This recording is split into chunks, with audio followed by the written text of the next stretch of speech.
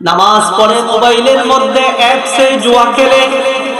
হে যুবক, ভালো করে লক্ষ্য করো, তোমার একটা জীবনের টার্গেট থাকতে হবে। যুবক, আজকে আছো, হয়তো কাল তুমি বেঁচে থাকবে না, কাল মসজিদের মাইকে তোমার লাশের ঘোষণা হবে।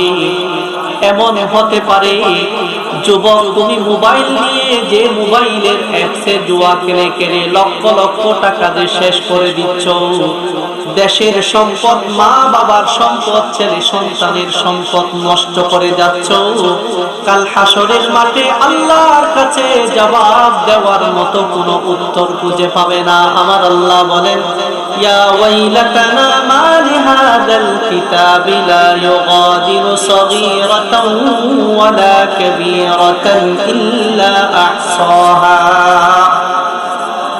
হাসরের মাঠ এমন এক ভয়ানক পরিস্থিতি হবে, এই সূর্য মাথার উপরে চলে আসবে, এই জমিটা জমির থাকবে না, তামার হয়ে যাবে। গ্রামের মধ্যে কেউ হাঁটু বরাবর, কেউ কোমর বরাবর, কেউ কাঁধ বরাবর গ্রামে সাঁতার কাটতে থাকবে। সবাই ইয়া নাফসি ইয়া নাফসি বলে আত্মচিৎকার করবে।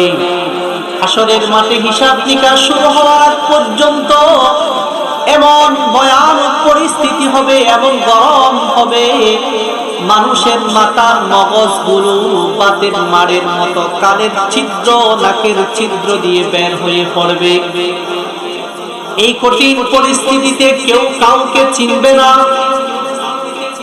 বিচার কার্য যাতে দ্রুত শেষ হয়ে যায়, মানুষ দৌড়িয়ে যাবে আদম আলাইহিস সালামের কাছে। তিনি বলে দিবেন, আমার পক্ষে আজকে আল্লাহর কাছে সুপারিশ করা সম্ভব নয়। আদম আলাইহিস সালামের কাছ থেকে ফিরিয়ে নূহ আলাইহিস সালামের কাছে যাবে, নূহ আলাইহিস সালামের কাছ থেকে ফিরিয়ে ইয়াকুব আলাইহিস সালামের কাছে যাবে। এরকম প্রত্যেকজন অনেক নবীর কাছে যাবে। তারা বলে দিবে, সাফ আমাদের পক্ষে সুপারিশ করা সম্ভব নয়। শেষে আসবে আমাদের নবী খাতামুন নবীন, সাইয়্যিদুল মুরসালিন, রাহমাতুল লিল আলামিন, বিশ্বনবী মুহাম্মাদুর রাসূলুল্লাহ সাল্লাল্লাহু আলাইহি ওয়াসাল্লামের কাছে আসবে। তখন তিনি মাকামে মাহমুদে সিজদারত থাকবেন। উম্মত এই যন্ত্রণা সহ্য করতে না পেরে আল্লাহ রাসূলকে বলবেন, রাসূল সিজদায় থেকে মাথা তুলে আল্লাহর কাছে সুপারিশ করে বলবেন, ইয়া আল্লাহ, আমার উম্মতরা আর কষ্ট সহ্য করতে পারতেছে না, আপনি একটু হিসাবের কার্যক্রম শুরু করে দেন। বান্দা যারা মাদকের সাথে সম্পৃক্ত, বান্দা তোমরা যারা নেশার সাথে সম্পৃক্ত, ইয়াবার সাথে সম্পৃক্ত, আজকে তোমার ক্ষমতা আছে, তোমার টাকা আছে, তাই সব কিছু করে যাচ্ছ।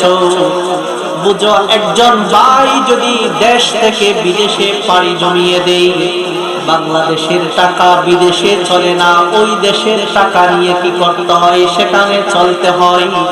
সৌদি আরবে গেলে বাংলাদেশের টাকা চলবে না, আমেরিকায় গেলে বাংলাদেশের টাকা চলে না, জাপানে যদি যান বাংলাদেশের টাকা চলবে না, চীনে লন্ডনে যদি যান, মালয়েশিয়াতে যান, বাংলাদেশের টাকা চলবে না।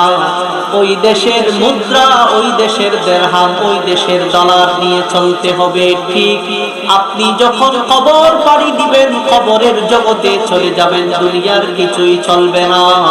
এখান থেকে যেই আমল, যেই সওয়াব নিয়ে যাবেন, তা ছাড়া আর কিছু বাহাদুরি করতে পারবেন না।